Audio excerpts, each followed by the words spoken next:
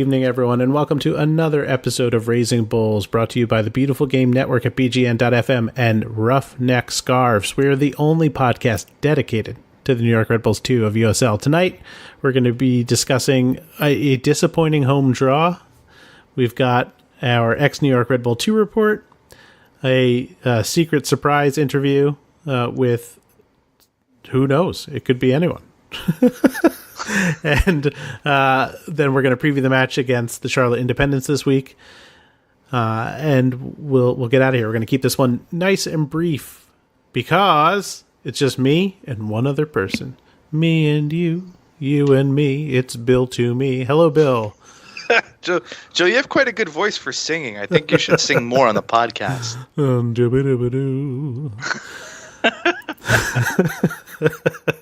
How are you doing, Bill?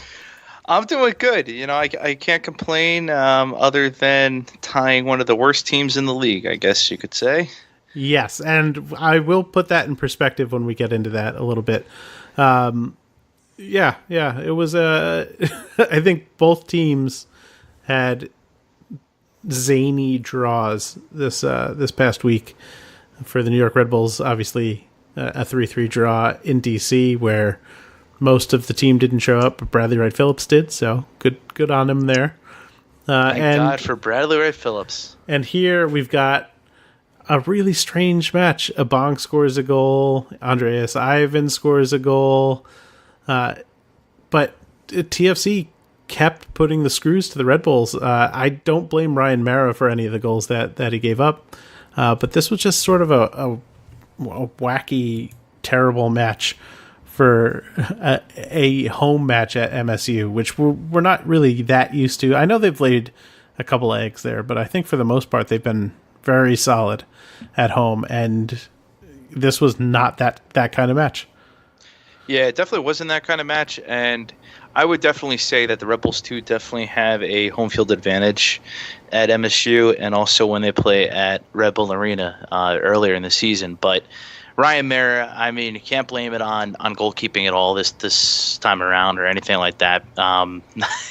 It's almost like the defense didn't show up, and I feel like we were talking about this last week too. I don't know what's going on with the defense. From watching the game, you can easily see Toronto is getting in behind the defense, and they're just kind of watching the game go by. So it was rough to watch. Well, I mean, past game. Look, it started out good enough. Anatoly Abong scores his first goal since rejoining the team. We've been waiting for a while for that to happen. I think everybody's excited for him to finally get that off his back because he's kind of been a little bit snake bit, a little bit rusty, but you know he comes into this match 10 minutes in, he gets a quick goal. It seems like, okay, this is going to be an easy victory. 12 minutes later, the defense completely falls asleep, and Dom's caught up field again, doesn't track the runner. They're able to cross in, and I think it was a Tsubasa Endo who just taps in a really easy goal. And then things just got worse from there, where the defense, I feel like at times, were just flat-footed or not up for this game, and that I don't understand, given the issues that they've had of late and on the road, and knowing how important these points were at home. It was a little bit frustrating. Yeah, and like you said, they're Abong, scoring in the beginning of the game there, where he kind of pulled the goalie out of the goal and went around a few of the Toronto players and scored. It was pretty awesome, and that was a great start because you're like, oh man, he actually scored. It's his first goal back.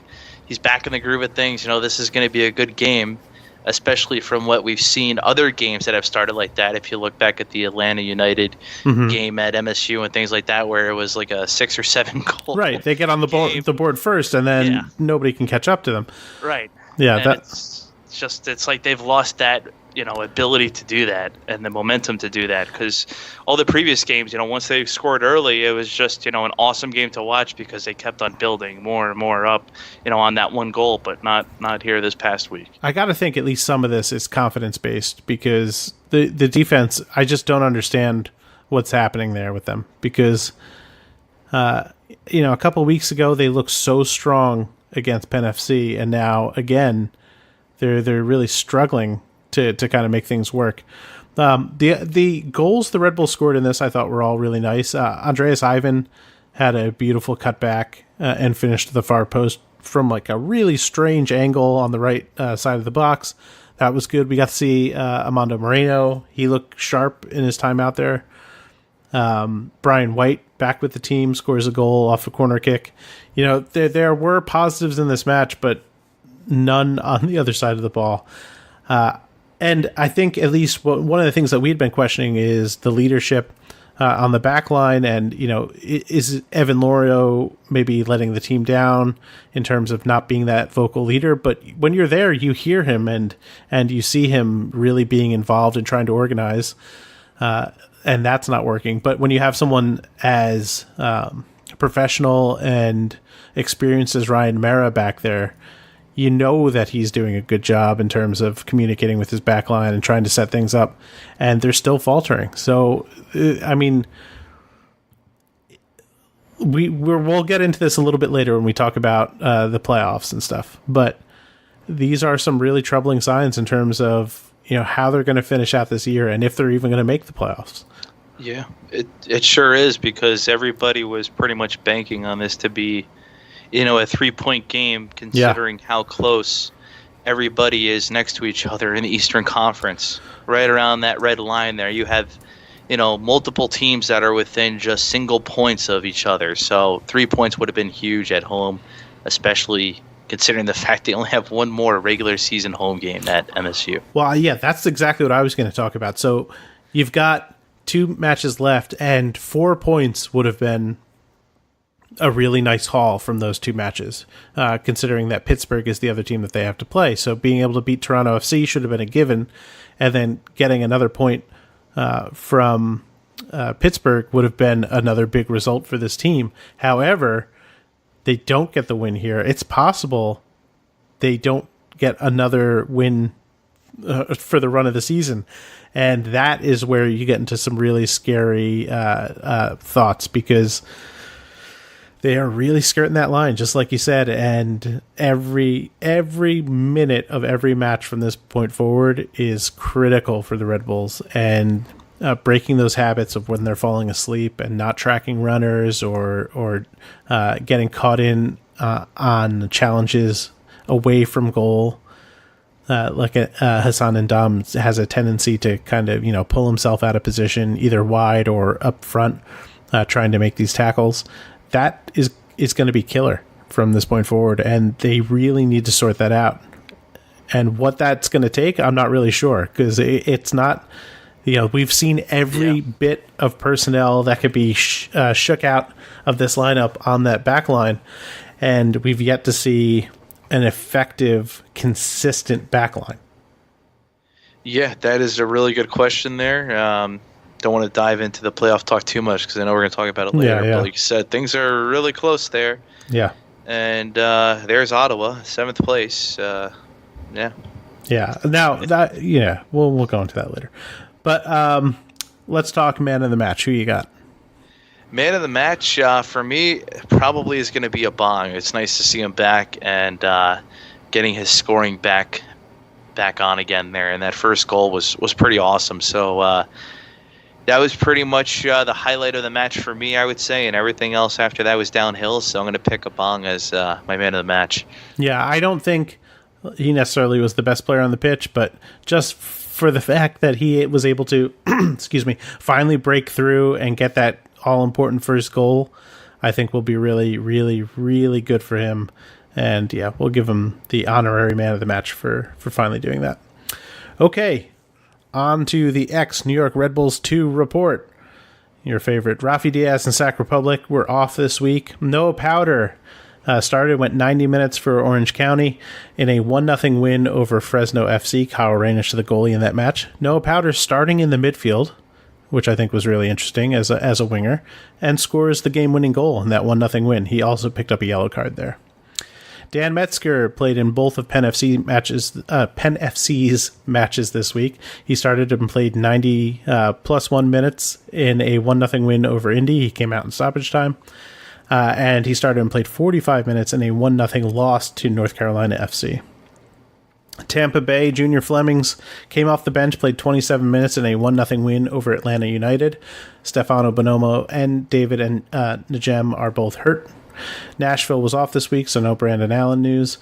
Corey Herzog came off the bench, played 22 minutes in a 1-1 draw with Real Monarchs SLC for St. Louis, and started and played 90 minutes in a 4-3 win over Swope Park Rangers. He picked up a yellow card in that match and provided the assist on the opening goal.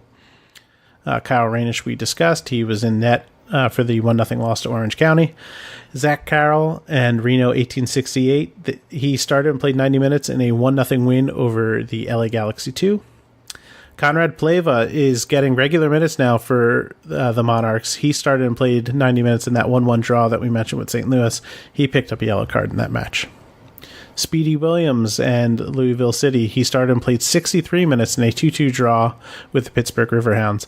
Louisville City coughed up 2 goals at the very end of that match to draw Pittsburgh, and it would have been a chance for them to leap over Pittsburgh back into second place, but alas, they stay in third for now. Mike DeFonta did not play for Phoenix Rising in their 1-0 win over Seattle Sounders FC2. Carl Ouimet in Indy 11, he started and played 90 minutes in that 1-0 loss to Penn FC that we mentioned earlier. Scott Thompson started and played 90 minutes in a 2-0 loss to Ottawa for the Richmond Kickers. Overseas, I've got good news today. I did find out some stuff about Marius Obakop, so we'll be getting to that in a moment. Zico Lewis and HK Kopavager, second division of Iceland. He did not play in a 3-0 win over Reykjavik. Kopavager is in first place after 21 matches in a 12-team league in the second division of Iceland. So congrats, Zico. David Abador and FC Haka. He was not in the 18 for a 2-1 win over Kajani, I think it is. They are in sixth place after 22 matches in a 10-team league. Tim Schmoll and Dover Athletic, they get the award for worst ex-New York Red Bulls 2 standing in a foreign league. He started and played 90 minutes in a 2-0 loss to Solihull Moors. They are in 24th place after 11 matches. Out of how many teams, Bill? I'm not even looking. How many teams, Joe? 24 teams. They're in 24th place of 24 teams. Marius Obakop and FC Zimbru Chisinau in the Moldovan National Division. He came off the bench and played 34 minutes in a 3-0 loss to FC Sheriff. Chisinau is in fourth place after 20 matches in an 8-team league, so they're right in the middle. An interesting team name to lose to, FC Sheriff. Yeah, I don't know if that's right or if it's Sharif, but I'm going with Sheriff. It looks like Sheriff. Aron Basulovic and Nyköpings BIS, that's the third division in Sweden. He started and played 90 minutes in a 1-0 win over Aramiaska Syrianska. I think that's correct. They are in 11th place after 22 matches in a 16-team league. And that's it for our ex-New York Red Bull 2 report. We're going to take a break now. When we come back, the mystery interview. Stick around.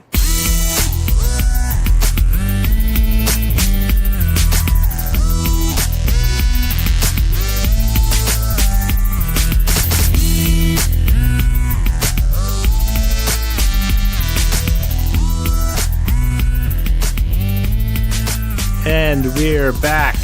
Joining me now for a very special interview. We had a guest this week. They canceled. We have rescheduled with them.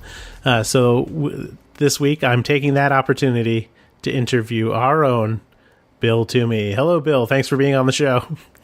No problem. I haven't been on the show before, so it's good to be on. Certainly not on this side of the firing line. Yes. If you will. That is for sure. Bill, first time. We've been working together, I think, 4 years now? Wow. Yeah. I want to say right. It's been right around 4 years, between Last Word, right? Starting with Russ, and yeah. Hard to believe it's been that long, but yeah. A long, strange trip. But I don't know that much of your background before this. Right? So sure. Let's start at the beginning. When did you first pick up a camera and look at it more than just, point and shoot photography? I would say probably back in 2012 or so. I was doing a lot of traveling, and I wanted to take some cool pictures. So I looked in to buying a camera that was better than just a point and shoot camera, and that's kind of when things started coming together. And I had my first. It wasn't even like a professional camera, but just a camera that is a decent camera that could take some good photos. So definitely around 2012, I was traveling up to Canada and like all these different places. I went to Las Vegas and whatnot. So I wanted a cool camera, and that's when I first bought a camera. And how do you make that transition then from just taking pictures or trying to make cool pictures to trying to move into a more professional realm and football photography or soccer photography? So it first started really with concert photography. So I would go to a few local clubs around here in New Jersey. Went to like Mexicali Blues was one of them. In Teaneck, right? Yeah. Okay. Went to Dingbats in Clifton, and I always loved live music growing up. I mean, I went to my first concert. I was like 14 to see the Scorpions with Dio and Deep Purple. Oh my goodness! Wait! That is amazing. Yes. Before you go on, I need to know, what were you wearing to that show? What was 14-year-old Bill wearing? I can't even remember what I was wearing to the show. What year was that? What's that? What year was that? 2002, man. Okay. June 30th, 2002. Okay, so I'm trying to like in my head figure out what pretty much. What were the hip fashions for metalheads in 2002? Back then, I wasn't even a metalhead. I was just, I loved rock and roll and going to a rock show, and that's how it kind of all started. My dad being into concerts and rock music, he's like, I got us tickets to the Scorpions, and I was like, all right, awesome. Oh, that's awesome. Yeah, so from there, that would be my first concert, and I loved music, so already had a big passion for music and loving music and whatnot, and then I picked up photography and got into cameras, and first came along music. So I started reaching out to different artists and photographing their concerts. So I photographed Joe Bonamassa first, and then like Pat Travers, and it just kind of went out from there. And I made my own website as a way to really get my photos out there, and also have a news website that I could use and promote artists on. And that was a way to get in and get photo passes going. There you go. And so at that point, how did you end up hooking up with Russ?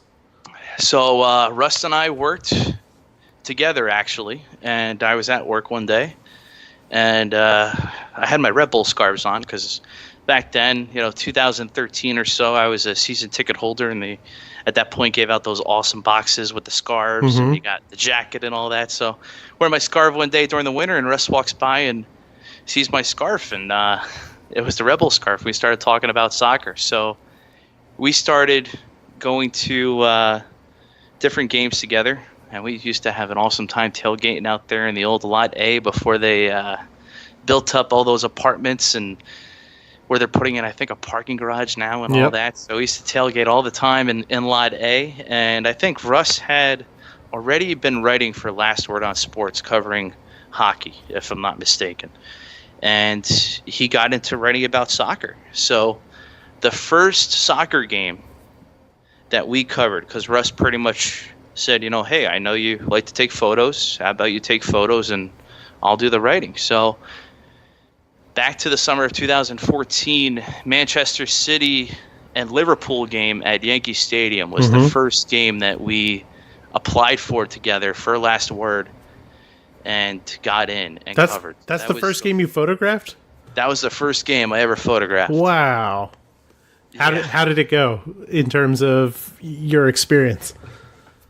Oh, so I really didn't have the gear at that time that could take any types of like sports photos. Sure. So me being, a guy who wants to learn more, I rented gear, pretty much had no idea what I was doing with it. And I rented a camera and a lens. It was just one camera and a lens because I had another camera too. So I had two camera bodies with lenses attached, and the camera I rented I didn't even know how to use. And somehow the photos came out all right. And that was the first, game. I remember sitting there on the sideline behind the goal, And just looking up at the crowd, I'm like, this is pretty awesome, sitting on the field of Yankee Stadium, and seeing all these people in the crowd because it was one of those sold-out games at Sure. Yankee Stadium. I was at that match, Bill. I Yes. was up in a luxury box with my old company. I remember that. I remember you saying that. And that was one of those crazy games, too, where it went to a penalty kick shootout. Yes. It was 1-1 in regulation, right? Yeah. Yeah. 1-1, and then it went to the penalty kicks, which was pretty cool. Yeah. That's pretty wild. So, all right. Let's take one step back and then we'll move forward again.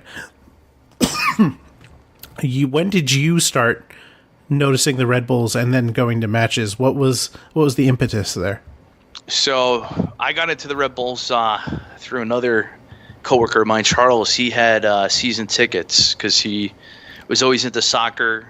He reps it on the side, and one of the buddies that had the tickets with him, he couldn't go to a few games. So I would always go with him when his one friend couldn't go, and that's how I first got introduced to the Red Bulls. So I remember one of the first games I went to where Henri's, standing at the corner there, and he kicks the ball and he gets an Olympico, and the goal was just insane. The ball went in the net, and I couldn't believe it. And that moment right there is probably what hooked me on the Red Bulls, because that was pretty much one of the first games I went to. Wow. And what a game. Tim Cahill also scored his first goal in that match. That was against Columbus? Yeah, that was the Columbus Crew game. Yeah. That's pretty wild. In your time photographing for the team and like kind of coming up to speed then as a photographer and like trying to figure out the process behind it all, were there any photographers that were kind of mentoring you through that process? Not really. I just searched Google and tried to find out what other people were doing, and looking on YouTube and things like that, and I kind of was able to use what other people were doing and mix some other things into it, and just kind of use my own style or my own settings on my camera. There's a lot of reading online to see what other people were doing and trying things out, a lot of trial and error, because you're not going to get every picture that's perfect. I mean, most photographers will tell you they shoot hundreds of photos per game, and then you might come out with just 25% if you're lucky. Right. So there's a lot of pictures taken each game where it's like, that's not the right moment. If someone's going up for a header, your camera's doing 10 frames per second. You could take Right. 40 photos or so in just a few seconds, and it adds up real quick. Yeah, I bet. What is your favorite moment from being a photographer so far? Probably would have to be when Red Bulls II won the USL Cup at Red Bull Arena. Just being there and seeing a team that we've been working with, supporting and following, winning a cup, and being able to be there on the field and photographing that experience was definitely awesome, and probably one of the best memories. Yeah, that I would agree, as that's one of my favorite memories as a journalist, because this whole podcast came to be around that team that just coalesced into this juggernaut. And yeah, pretty special thing for sure. Okay, Bill, thank you so much for helping us out and being a guest this week. But now you know what time it is. Time for the lightning round. It's time for the lightning round. And I'm going to throw a couple of curveballs at you, but I think you know the majority of these questions.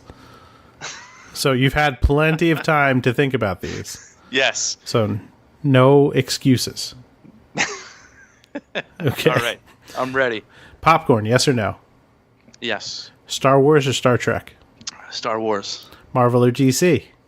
Marvel. Your favorite team to play as in FIFA?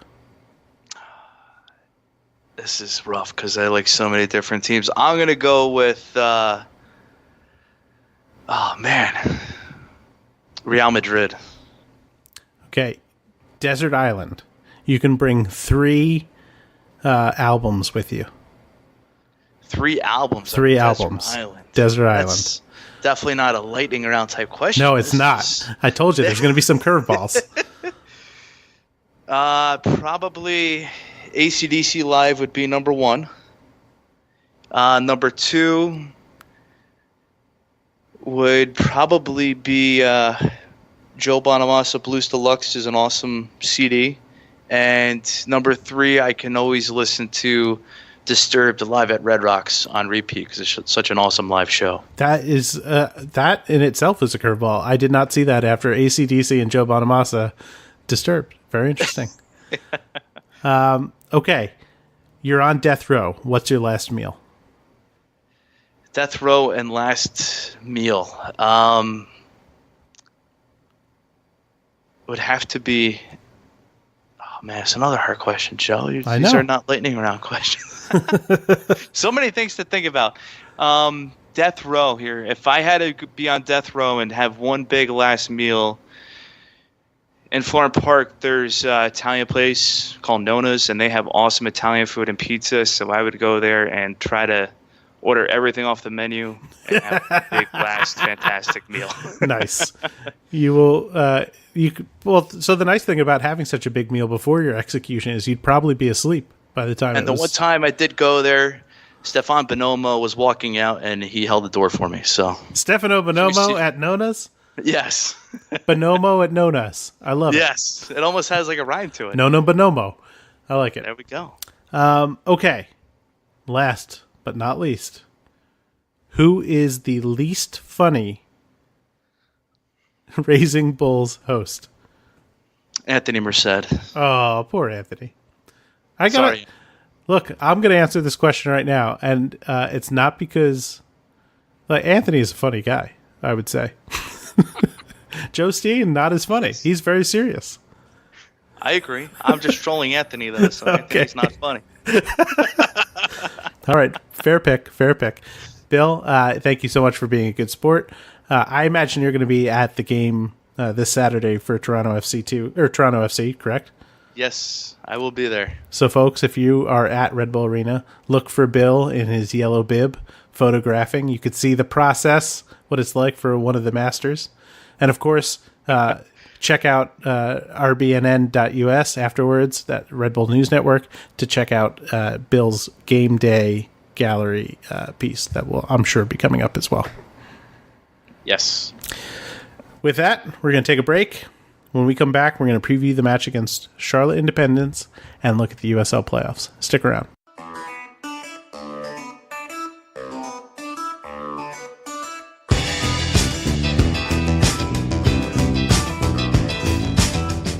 And we're back. Now we're going to preview the match against Charlotte Independence before we talk the USL Playoffs. Charlotte, 9-11-8 overall, -12 goal differential. They are 2-2-1 in their last 5 games. Currently, they're sitting way down in 13th place, but they're really not that far off from a playoff spot, just 6 points.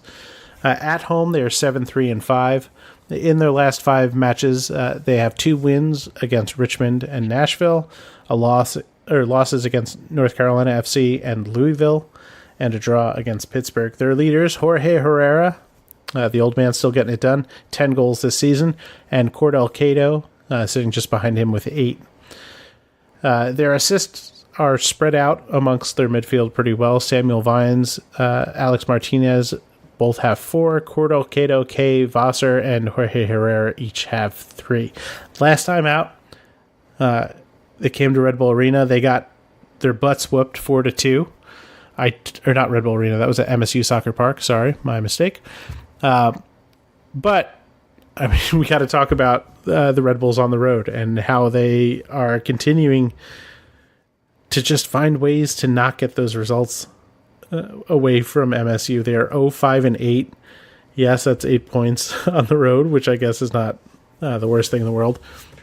But at this point last season, they had already begun to win on the road and started to build some momentum. What is it going to take for them to find a result other than, the most obvious, outscore the opponent and lock down on the defensive side? Yeah, I mean, you pretty much hit the nail on the head there. It's hard to say, but, how does Charlotte lose to North Carolina FC 6-2 back on August 25th? That's just amazing. I don't know. We're seeing a lot of weird high score games I guess this year in the USL. So that's interesting for sure. It's always kind of wacky. So look, I mean, they beat Nashville, who I think is a pretty good team and is ahead of them in the standings. They lost North Carolina, who is not very good. and Louisville, which makes sense. But they drew Pittsburgh, which makes no sense at all. The other thing that we got to talk about, the team has not looked as... yes, they scored 3 goals against Toronto FC, and yes, he got his first goal in that match, but the team has not looked as good offensively since Abong has been back. Andreas Ivan also spending time with the team, although I don't know if we'll see him traveling down to Charlotte this week, because I imagine the first team's going to want him around. But is he becoming sort of, an issue? Should he keep starting? It's a good, tough question, because it kind of brings up the point, how many games or how many chances do you give somebody to start, without showing any goal scoring capabilities and all that before you kind of cut that. Right. And, it's a pretty critical time in their season if they want to make the playoffs. So I don't know. It could be a sticking point over the next couple of games. I'd like to see him now. He scored that goal. He's got it off his back. Let's see him now get rolling. And a team like Charlotte might be a good place for him to start. I know that Abong, he has speed. He's not the fastest guy, but the way he can hold the ball up might be good against sort of a more physical backline like Charlotte. Yeah, and then, I mean, it will help. Sorry to cut you off there, but I just wanted to say, too, that, just looking at the match history between Charlotte and Red Bull 2, whenever there's been a away game in Charlotte, there's never been a win there for Red Bulls 2 out of all the matches played. There's been one tie, but the rest of the games played at Charlotte have all been losses. And they desperately need a win on the road so badly. Yeah. The other thing that we can look at is Jean-Christophe Kofi. He signed with the team a couple weeks ago. Are we going to see him in this match? Is it still too early to expect him to be able to contribute in a meaningful way? Well, it's kind of that point of the time of the year rather where kind of everything's out on the table, so it's definitely a possibility. It almost makes you wonder too if they're going to try to keep Brian White with Rebels 2, during this stretch, because he had such a good part of the beginning of the year there where he was pretty much on fire. Yeah. So it makes you wonder too if they're going to try to keep him with Red Bulls 2 rather than be a part of the 18 with the first team. Well, it's tough. Are they going to keep Abong down or Brian down? And I would imagine that Brian is going to be going back to the first team more regularly. Okay, let's get a prediction. I'm not feeling a win in Charlotte. I'm going to hope for a tie. I'm going to go with 2-2. I'm going to call this a 3-1 loss. I don't see it happening. Charlotte is pretty good at home, and they play a good counterattack, which is usually a problem for the Red Bulls. So don't look for a win this week, guys. I neither of us see it coming, so of course that means it'll happen. You got to go bet now in Atlantic City that they're going to win. There you go. Let's talk the playoffs. We looked at this last week. From spot 6, actually, let's go all the way up to 5. 5 to 13 in the Eastern Conference are separated by 10 points. Okay? So close. At the line, it's just 6 points back from 7 to 13, which is crazy. Crazy how close that is. Ottawa is winning. They've won 2 in a row. They're sitting in 7th place, just above the Red Bulls at 12, 13, and 5. Red Bulls have a game in hand, but a lot of these games are on the road, which is a problem. Nashville with a game in hand on the Red Bulls and just 2 points behind them, so that's a scary possibility. And this coming week, Nashville is going to be taking on Charleston at home, so that's a big one for them. But their next 3 matches are Charleston, Atlanta, and New York. Those are all winnable games for Nashville, and should they win all of those, you could expect them pretty much to stamp their ticket to the playoffs. North Carolina FC, just below them. They're 1 point back from that, so 3 points out of the final playoff position. They've got Atlanta, Charleston, and Richmond. Again, another soft schedule that could help push them over the playoff line. Tampa Bay, creeping up. They won 2 of their last 3. They beat Atlanta United, like we mentioned during the xNYRBII Red Bull 2 report. They've got Richmond, Indy, and Atlanta. Again, more beatable teams for Tampa Bay. Penn FC, they've got 3 wins in their last 5 matches. they have a much harder time. Their next 3 matches are Louisville, Cincinnati, and Pittsburgh. So, maybe we can look at them and write them off at this point. Charlotte, this week's opponent, they have a match midweek, which could obviously impact what we see for the weekend. They're playing Charleston, New York, and Pittsburgh. That's a much tougher road to hoe, but we can expect them probably to get 3 points out of there. And yeah, that's it. We're not going to go through Atlanta because they're just about eliminated. They will be eliminated probably by the end of the week. What are the chances right now, if you had to give the Red Bulls a line that they would make the playoffs? What would your odds be on that? I just don't see it at all happening this year. Yeah, you think it's done?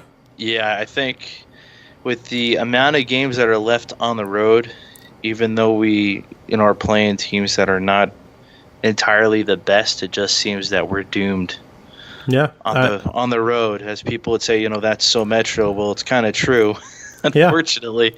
Yeah. We even have an away game in North Carolina, in the beginning of October there, the first Sunday of October. So North Carolina is going to be playing hard too because they're at home and they definitely want to try to make the playoffs, and they're just a few points below us inside of that range that we were just talking about. So all 3 of the Red Bulls' next opponents are teams that are within striking distance. Yeah. Of the playoffs. Nashville, like we mentioned, they're only 2 points back. Charlotte is 6 points back. And North Carolina is only 3 points back. So they desperately need to pick up points in these matches. At the very least, if they draw all those matches, that's something. It'll help push them along, but it obviously stops the teams that are trying to catch up to them. But they need to pick up those points. These are huge 6-point matches, and I think they're going to need every bit of insane luck and superstition that they could possibly get. Yeah, we're definitely going to need all of it, and then some. Yeah, I'm going to give them 10-1 odds right now of making the playoffs. Okay. Yeah. Okay, that's it for us. We're going to call it a night.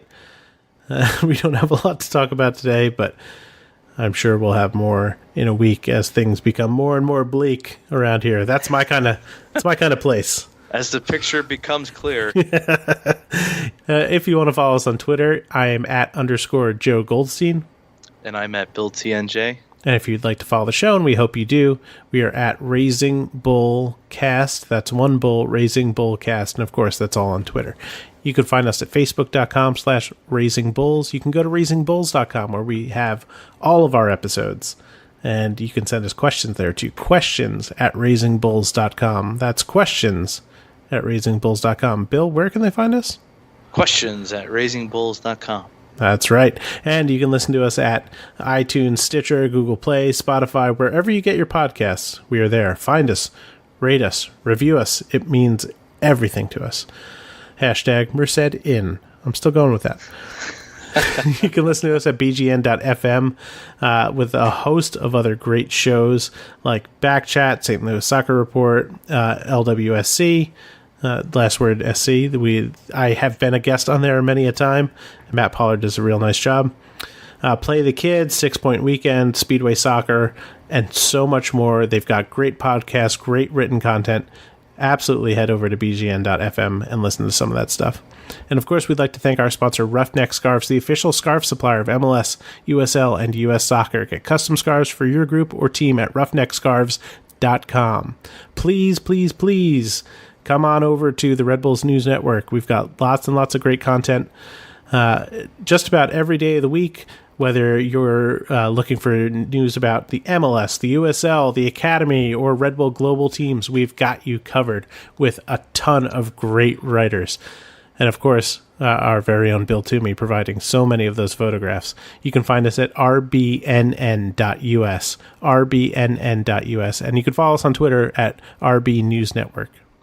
For myself and Bill Toomey, thank you very much, and have a great night.